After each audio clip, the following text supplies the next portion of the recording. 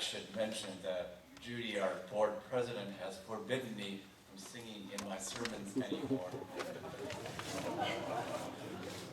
So I've asked Bill Mott to sing a little ditty this morning. Welcome home, Bill. Marsha. When Pastor Gill asked me to preach this morning, he requested that I concentrate on interfaith dialogue, which has become the apparent focus of my studies over the next 3 years. Perhaps this is your gift to me, as I may never have considered such a course of study had I not come to the chapel with its interfaith identity. However, there is a problem in that I am at the beginning of my studies and not the end, if there ever is an end. I do not feel qualified to speak about this dialogue, for I have only seen glimpses of it and have yet to create space within my own heart through which to engage it. To be honest, I am a Christian who looks at other faiths from their capacity to inform my own faith journey, rather than as equal partners in a shared journey of faith. The challenge is not simply to know more about other religions. We have encyclopedias for that.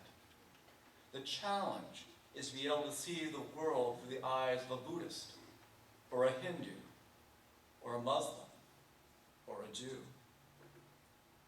I've already discovered that there is much that I simply don't know. Recently, I read a primer on Judaism that was actually written for an Islamic audience.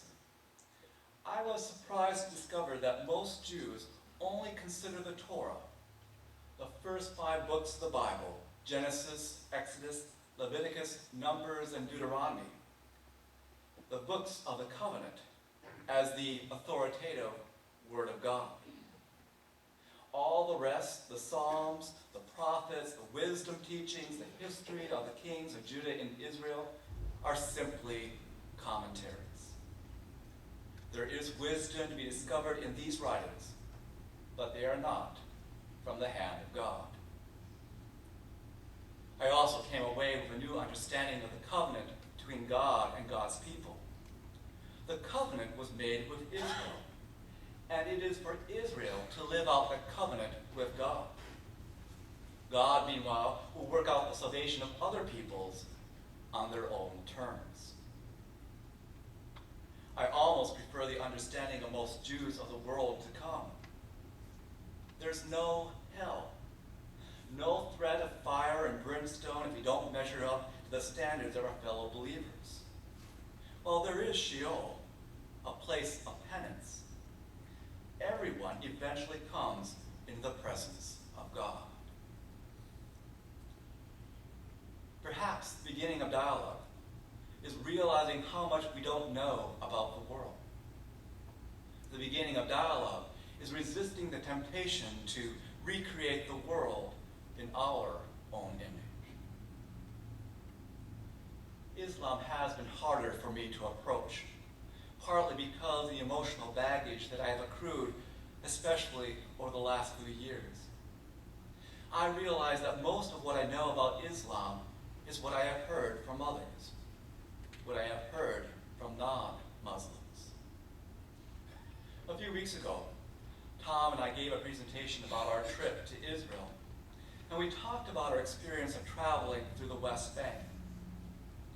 Admittedly, the thought of just being in the West Bank had kept me awake for several nights, as we had been frequently warned about the dangers of such an adventure.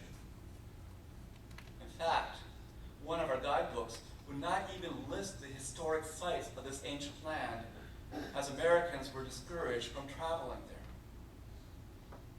In just a few days before we entered the West Bank, our tour had diverted from a planned route through the Jordan Valley because 2 police officers had been killed the night before when they stopped what appeared to be a stranded vehicle. Yet, I was also aware that I could not fully understand this nation and its people without engaging all of its peoples all of its history. I should also mention that Joy, our secretary, was born in Nablus in the West Bank, and her father served as a parish priest throughout the area when she was a young girl. Joy was adamant that we visit her homeland.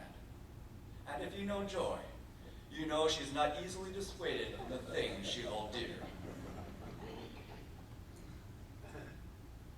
The night before we entered the West Bank, I watched the debate between the mayor of Jerusalem and a representative of the Palestinian community.